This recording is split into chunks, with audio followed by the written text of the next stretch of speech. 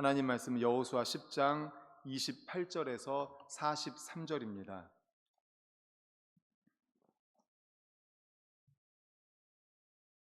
여호수아 10장 28절에서 43절. 제가 가진 구약 성경은 335쪽입니다.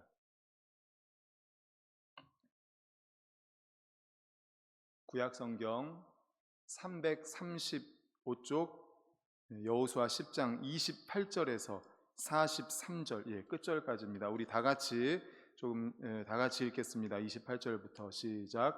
그날에 여호수아가 막게다를 취하고 칼날로 그 성읍과 왕을 쳐서 그 성읍과 그 중에 있는 모든 사람을 진멸하여 바치고 한 사람도 남기지 아니하였으니 막게다 왕에게 행한 것이 여리고 왕에게 행한 것과 같았더라.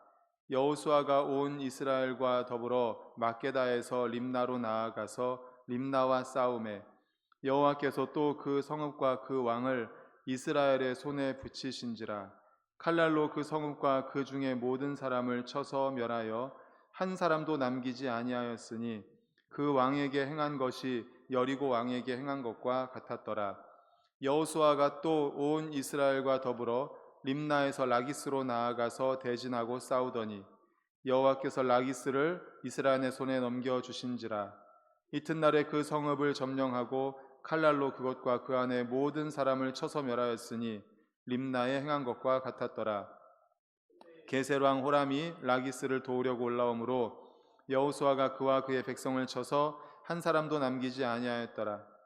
여호수아가 온 이스라엘과 더불어 라기스에서 에그론으로 나아가서 대진하고 싸워 그날에 그 성읍을 취하고 칼날로 그것을 쳐서 그 중에 있는 모든 사람을 당일에 진멸하여 바쳤으니 라기스에 행한 것과 같았더라.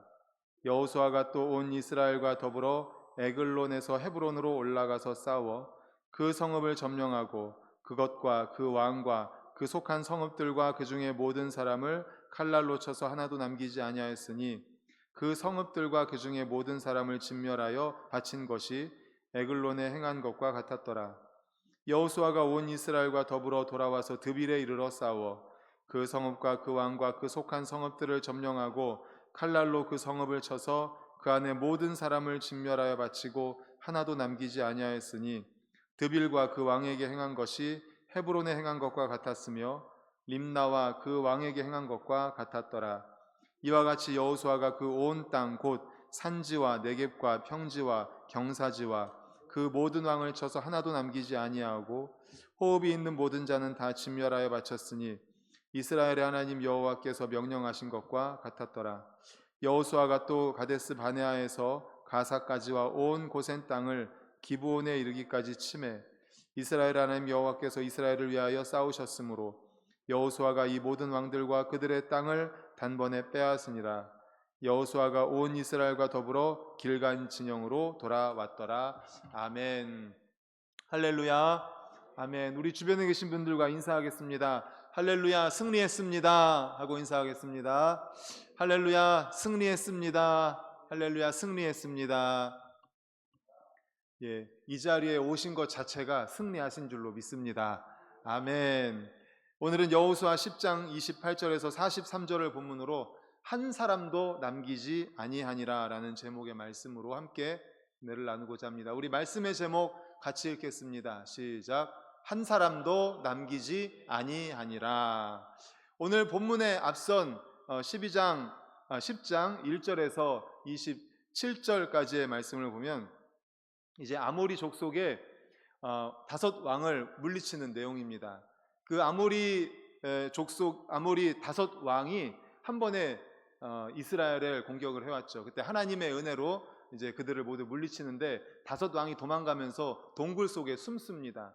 이제 그 사실을 알고 있었고 여호수아가, 그리고 그 왕 외에 다른 군사들이 다 도망을 가는 거예요. 그때 이제 여호수아는 어떻게 판단을 하냐면 그 동굴을 입구를 막습니다. 그런 뒤에 다른 군사들을 먼저 쫓아가서 다 진멸한 뒤에 그리고 와서 이 5 왕들을 이제 처단을 합니다. 순서를 그렇게 정했다는 거죠. 하나님의 일에는 때가 있는데 그 때를 놓치면 다시 기회를 잡을 수 없기 때문에 여호수아는 이런 결정을 했습니다. 이처럼 하나님의 백성은 어떤 일을 하든지 어떤 일을 할 때든지 조금 더 정확하게, 치밀하게, 철저하게 조사하고 준비해서 완벽하게 일 처리를 해야 됩니다. 우리 주님도 그렇게 하셨고 여호수아도 지금 제가 짧게 말씀드렸지만 이 모든 것들이 다 그러한 계획 속에 있었던 거죠. 그러므로 우리가 우리에게 맡겨주신 하나님의 일을 할 때에, 또 어디서든지 우리에게 맡겨진 일을 감당할 때에 더 정확하게, 더 철저하게, 또 세밀하게, 규모 있게, 지혜롭게 행함으로 생산적이고 많은 열매를 맺을 수 있기를 간절히 소망합니다. 아멘. 그리고 이어서 말씀드린 것처럼 그 적들을 진멸하고 와서 이제 5 왕들을 이제 처단하는데, 굴을 열고 5 왕들을 꺼낸 다음에 바로 처단한 것이 아니라 어떻게 했냐면 눕게 한 뒤에 지도자들을 오게 해서 목을 발로 밟게 합니다. 조금 이상한 행동이긴 하지만 지휘관들을 불러서 목을 밟게 합니다. 그리고 이제 백성들에게, 지휘관들에게 이렇게 말합니다. 이 목을 밟게 하는 것을 보면서 하나님께서 앞으로 싸울 적들을 이렇게 만들어 주실 것이다. 앞으로 이제 많은 적들과 싸우게 되는데 너희들이 목을 밟고 있는 것처럼 이렇게 완전히 하나님께서 승리하게 해 주실 것이다 라는 것을 이제 말을 합니다. 그러니까 승리를 몸으로 직접 체험하게 하는 체험학습, 약간 체험교육, 그런 식으로 한 거죠.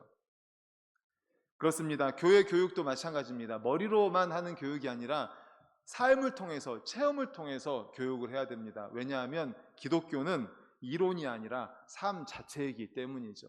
그래서 우리는 기독교를 체험적인 신앙이라고 하지 않습니까? 기독교 신앙은 체험 신앙이에요. 그래서 우리가 기도하면서 하나님을 체험해야 우리의 신앙이 확고해집니다.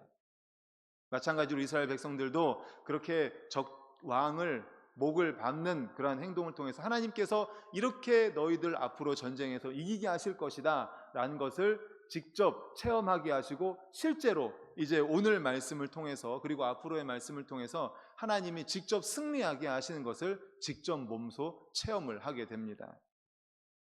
오늘 말씀으로 들어가면서 이스라엘 백성들이 이제 오늘 말씀을 통해서 남부 지역의 가나안 땅을 점령하는 내용이 나오게 됩니다. 처음에 요단강을 건너면서 점령한 지역이 중부 지역입니다. 그래서 여리고성, 그리고 아이성. 이스라엘 땅이 우리나라랑 되게 비슷해요. 많이 비슷합니다. 북위도 비슷하고 위치도 비슷하고 크기도 비슷합니다. 그리고 남북이 나뉘어 있는 것도 남유다, 북이스라엘, 이것도 비슷하고, 마치 6.25 때 인천 상륙작전 아시죠? 6.25 때 이제 메가더 장군이 인천 상륙작전, 그러니까 중간으로 딱 쳐들어와 가지고 이렇게 공격한 것처럼 이스라엘 백성들도 마치 인천 상륙작전 하듯이 중간으로 여리고성으로 딱 진입을 하고 아이성을 점령을 하고, 그리고 중간에 있는 가나안 성을 점령을 하고, 그런 뒤에 남쪽을 점령을 하고 북쪽을 점령을 합니다. 이런 순서로 점령을 해 나갑니다. 지금 이제 아까 말씀드린 것처럼 이 앞에 막게다 굴에 있는 5 왕은 남쪽에 있던 왕들이 이제 공격을 해 왔었던 거예요. 그 왕들을 말씀드린 것처럼 목을 밟고 그런 다음에 처단을 다 했습니다. 이스라엘 군사들은 이제 그 왕이 없는 가나안 남부를 이삭 줍듯이 하나하나 다 점령을 해 나갑니다. 림나를, 라기스를 점령하고, 또 라기스를 돕기 위해 온 게셀 왕 호람도 죽이고, 에글론, 헤브론, 드비를 차례차례 다 점령을 합니다. 본문을 보면 이 성들을 점령하면서 계속해서 등장하는 유사한 문구가 있는데, 우리 28절 말씀을 같이, 우리 화면 보고 같이 읽겠습니다. 28절 시작. 그날에 여호수아가 막게다를 취하고 칼날로 그 성읍과 왕을 쳐서 그 성읍과 그 중에 있는 모든 사람을 진멸하여 바치고 한 사람도 남기지 아니하였으니 막게다 왕에게 행한 것이 여리고 왕에게 행한 것과 같았더라. 아멘. 칼날로 그 성읍과 왕들을 쳐서 모든 사람을 진멸하고 한 사람도 남기지 아니하였다. 이게 계속해서 나옵니다. 다 진멸하고 한 사람도 남기지 아니었다. 다 진멸하고 한 사람도 남기지 아니하였다. 그래서 오늘 말씀의 제목이 한 사람도 남기지 아니하니라 이거든요. 다시 말해서 모든 섬을 점령할 때 가나안 땅에 있는 그 군사들뿐만 아니라 남녀노소 할 것 없이 한 사람도 남기지 않고 다 진멸했다는 것입니다. 어떻게 하나님은 이스라엘 백성들에게 이런 명령을 내릴 수가 있을까요? 그리고 이스라엘 백성들은 그 하나님의 명령대로 가나안 땅에 있는 사람들을 다 진멸했을까요? 우리는 이 사건을 이해하려면 그 시대 상황을 이해를 해야 됩니다. 오늘날의 개념과 잣대로 그 시대를 바라보면 이해가 되지 않습니다. 우리는 먼저 그 시대 구조에서 이 사건을 바라봐야 되는데, 이 사건이 오늘 이 시대에 우리에게 주는 교훈이 무엇인가를 생각해 보아야 됩니다. 하나님은 일찍이 모세를 통해서 이스라엘 백성들에게 신명기 7장 1절에서 4절에 이렇게 교훈을 하고 있는데, 우리 조금 길지만 7장 1절에서 4절을 다 같이 꼼꼼하게 잘 읽어보겠습니다. 시작.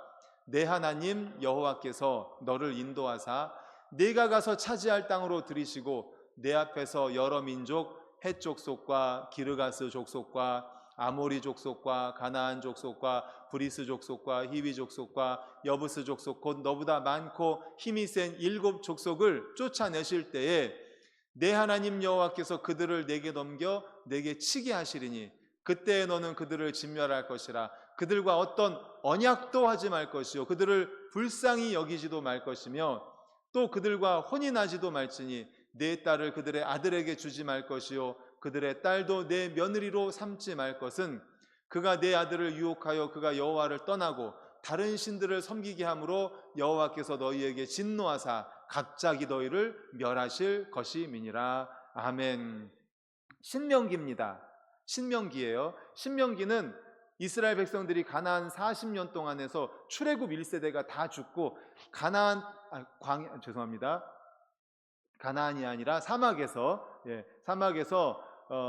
40년 동안 모든 출애굽 1세대가 다 죽고 가나안 땅에 들어가기 전에 이 광야에서 다시 태어난 세대예요. 그러니까 하나님의 말씀에 대해서 모르는 세대입니다. 그래서 이제 모세가 이 새로 태어난 세대가 가나안 땅에 들어가기 전에 마지막으로 하는 3편의 설교가 신명기예요. 그래서 신명기 말씀은 너무나 중요합니다. 거기서 이제 새로 태어난 2세대에게 말하는 겁니다. 너희들 이제 가나안 땅에 들어가면은 그 7 족속이 있는데 그들과 절대 결혼하면 안 된다. 그들의 아들을 데리고 와서 사위로 삼아도 안 되고 우리 그 이스라엘 백성들의 딸을 그들에게 주어서 똑같은 거네요. 사위가 됐으니까. 아들을 주어서 그들을 며느리로 데려오지도 말고 사위로 데려오지도 말고 아무튼 결혼하지 말아라. 언약을 맺어도 안 된다. 절대로 그들과는 그런 거 해서는 안 된다라는 겁니다. 왜냐하면 그 당시 가나안 땅은 죄로 완전히 그냥 가득했습니다. 가나안 땅은 가나안은 죄를 상징했어요. 그래서 이스라엘 백성들의 거룩을 위해서 하나도 남기지 말고 그들과 언약을 맺지 말고 또 결혼도 시키지 말라라는 겁니다.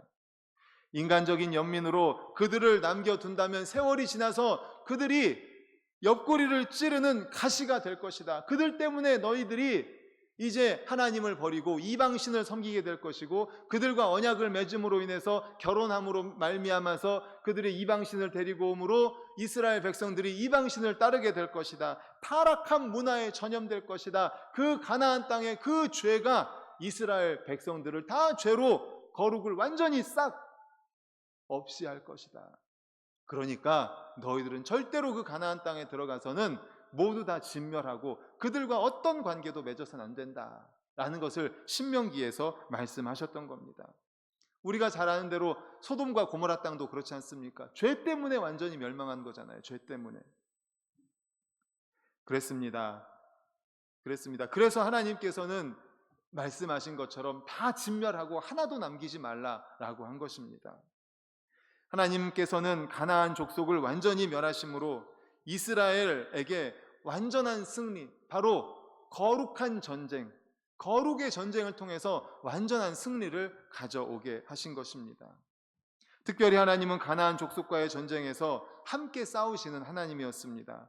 본문을 보면 30절을 보면 다른 곳에 나오는 문구가 또 나오는 것이 있는데 30절을 우리 같이 읽겠습니다. 시작. 여호와께서 또 그 성읍과 그 왕을 이스라엘의 손에 붙이신지라. 칼날로 그 성읍과 그 중에 모든 사람을 쳐서 멸하여 한 사람도 남기지 아니하였으니 그 왕에게 행한 것이 여리고 왕에게 행한 것과 같았더라. 아멘. 두 번째 줄에 보면 그 왕을 이스라엘의 손에 붙이신지라, 이 말이 계속 나옵니다. 이스라엘 손에 붙이신지라, 또 뭐 라기스 왕도 이스라엘 손에 붙이신지라, 또 다른 왕도 손에 붙이신지라. 이게 무슨 말인가 하면 하나님께서 함께 싸우셨다는 거예요. 이스라엘 백성들을 전쟁터에 몰아놓고 나서 나 몰라라 하신 것이 아니라 함께 싸워주셨다는 겁니다. 42절에서 가나안 남부 정복 전쟁 전체를 요약하고 있는데, 이제 42절도 같이 읽어보겠습니다. 이어지는 다음 보여주세요. PPT 시작. 이스라엘의 하나님 여호와께서 이스라엘을 위하여 싸우셨으므로 여호수아가 이 모든 왕들과 그들의 땅을 단번에 빼앗으니라. 아멘. 바로 이겁니다. 이스라엘의 하나님 여호와께서 이스라엘을 위하여 싸워주셨습니다. 할렐루야. 아멘. 그렇습니다. 여호수아를 시작하면서 처음에도 말씀드렸지만 가나안 땅, 하나님께서 약속하신 가나안 땅은 하나님 말씀에 순종해서 들어가는 땅이에요. 하나님 말씀에 순종해서 싸울 때만 이길 수 있는 땅이 바로 가나안 땅입니다. 하나님께서 함께 싸워주실 때만 이길 수 있어요. 그래서 임마누엘이 너무나 중요하다고 말씀드렸잖아요. 그 어마어마한 여리고성, 정말 상상할 수도 없이 강력한 그 여리고성은 이스라엘 백성들의 무기와 전력으로는 도저히 이길 수 없었습니다. 하지만 임마누엘, 하나님이 함께 하심으로 말미암아 그 여리고성이 무너졌어요. 그런데 그 다음에 아이성은 어땠습니까? 그 작은 성 아이성은 임마누엘 하나님, 하나님이 함께 하셔야 되는데 함께 하시지 않으니까 몇천 명만 가서도 이길 수 없었던 겁니다. 임마누엘이 그래서 중요합니다. 하나님이 함께 하시는 것이 그래서 중요합니다. 우리가 이 땅을 살아가면서 우리 이 땅에서 수많은 영적 전쟁을 하는데 하나님이 함께 하시면 정말 여리고성과 같은 우리의 앞에 있는 수많은 어려운 문제도 물리칠 수 있지만, 하나님이 함께 하시지 않으면 아이성처럼 아주 작은 문제도 우리는 해결할 수가 없습니다. 이길 수가 없는 거예요. 그래서 하나님께서 함께 하셨기 때문에, 끝까지 주님께서 함께 싸워주셨기 때문에 이길 수 있었음을 믿으시기를 간절히 축원합니다. 아멘. 일생 전쟁을 쉬지 않았고 패배하지도 않았던 다윗이 젊은 날에 첫 번째 전투를 하기 전에 고백했던 말이 있습니다. 사무엘상 17장 47절입니다. 우리 다 같이 읽겠습니다. 시작. 또 여호와의 구원하심이 칼과 창에 있지 아니함을 이 무리에게 알게 하리라. 전쟁은 여호와께 속한 것인즉 그가 너희를 우리 손에 넘기시리라. 아멘. 이게 지금 골리앗 앞에서 하는 이야기입니다. 골리앗 앞에서 너는 칼과 창과 단창으로 내게 오거니와 나는 만군의 여호와의 이름, 내게 모욕하는 이스라엘 군대 하나님의 이름으로 내게 나아가노라 하면서 그 다음에 이어지는 말씀, 다시 한번 보여주세요. 여기서 다시 한번 보여주시면 이 말씀을 하는 겁니다. 이어서 전쟁은 누구에게 속해 있다고요? 전쟁은 여호와께 속한 것이다. 전쟁은 여호와께 속한 것인즉 그가 너희를 우리 손에 넘기시리라. 그가 너희를 우리 손에 붙이실 것이다. 하나님이 함께 싸워주실 것이다. 할렐루야. 아멘. 그렇습니다. 그렇습니다. 바로 이겁니다. 전쟁은 여호와께 속한 것입니다. 이스라엘이 고백하는 하나님은 승리의 하나님이십니다. 이것은 우리들이 날마다 직면하게 되는 우리의 영적 전쟁에서도 의미를 가질 수가 있습니다. 하나님은 영적 전쟁에서도 승리의 하나님이십니다. 하나님은 이스라엘 곧 자기 백성을 위해 싸워주시는 하나님이십니다. 그러므로 우리는 하나님을 우리 하나님으로 알아야 됩니다. 우리 자신이 먼저 하나님 앞에 신실한 백성이 되어야 합니다. 우리가 먼저 생각이 바뀌고 행실이 거룩해지고 하나님의 것이 되고 그의 백성이 되고 그의 기르시는 양이 될 때 하나님은 우리의 편이 되어주시고 친히 우리를 위해 싸워주심으로 날마다 우리를 승리로 이끌어 주실 줄로 믿습니다. 그러므로 우리를 위해 싸워주시는, 승리를 주시는 하나님께 모든 것을 맡기고 나아가는 우리 모든 성도님들 되시기를 간절히 축원합니다. 아멘. 이상의 말씀을 통해서 우리는 알 수 있습니다. 믿음의 사람은 죄와 영적 싸움을 싸우는 자입니다. 우리는 항상 죄와 영적 싸움, 악한 사단 마귀는 어떻게 해서든지 우리를 유혹해서 죄에 빠지게 합니다. 우리를 넘어뜨리려고 합니다. 우리는 그 죄와 영적 전쟁을 날마다 하는 사람들입니다. 믿음의 사람은 죄를 방관하지도 않고 죄와 동거하지도 않습니다. 믿음의 사람은 죄를 대항해서 싸워서 완전한 승리를 거두는 자입니다. 그렇다면 구체적으로 믿음의 사람은 어떤 자일까요? 믿음의 사람은 죄를 멸하는 하나님의 거룩한 전쟁에 부르심을 받은 자입니다. 한번 따라해 볼까요? 부르심 받은 자. 부르심 받은 자. 그렇습니다. 우리는 죄를 물리치는, 죄를 멸하는 그 거룩한 전쟁에 부르심 받은 자들입니다. 이스라엘 백성들도 여호수아도 거룩한 전쟁에 부르심을 받았습니다. 그들은 죄를 상징하는 가나안 족속과 싸웠습니다. 본문의 이스라엘 전쟁은 이 시대, 그 시대나 오고 오는 시대의 전쟁과는 다릅니다. 지금 시대의 전쟁과는 앞에서 말씀드린 것처럼 다릅니다. 거룩한 전쟁입니다. 하나님 나라를 위한 거룩한 전쟁. 오늘날 믿음의 사람, 우리도 하나님의 이 전쟁에 부르심을 받은 거룩한 군사인 줄로 믿습니다. 아멘. 우리는 거룩한 군사입니다. 우리는 죄와의 전쟁을 하는 것입니다. 거룩한 전쟁을 하는 거예요. 그래서 사도 바울은 에베소 성도들을 그리스도의 군사로 묘사하면서 전신갑주를 취하라고 하죠. 에베소서 6장 12절 말씀 우리 화면 보고 같이 읽겠습니다. 시작. 우리의 씨름은 혈과 육을 상대하는 것이 아니요 통치자들과 권세들과 이 어둠의 세상 주권자들과 하늘에 있는 악의 영들을 상대함이라. 아멘. 그렇습니다. 우리의 전쟁은 혈과 육의 전쟁이 아닙니다. 혈, 육신을 상대하는 그런 전쟁이 아니에요. 통치자들, 권세자들, 어둠의 세상 주관자들, 악한 사단마귀, 우리를 유혹합니다. 죄에 빠지게 유혹하는 그들의 유혹과 싸우는 거예요. 죄와 싸우는 거예요. 악한 사단마귀와 싸우는 거예요. 그리고 그 영적 전쟁에서 가장 중요한 싸움은 전도입니다. 전도, 행축, 영적 전쟁이라고 그랬잖아요. 왜 그렇습니까? 죄의 노예로 있는, 악한 사단마귀의 노예로 있는 그들을 우리가 영적 전쟁에서 그들을 구출해내야 되는 거예요. 그래서 영적 전쟁에 있어서 가장 중요한 전쟁은 바로 전도입니다. 전도.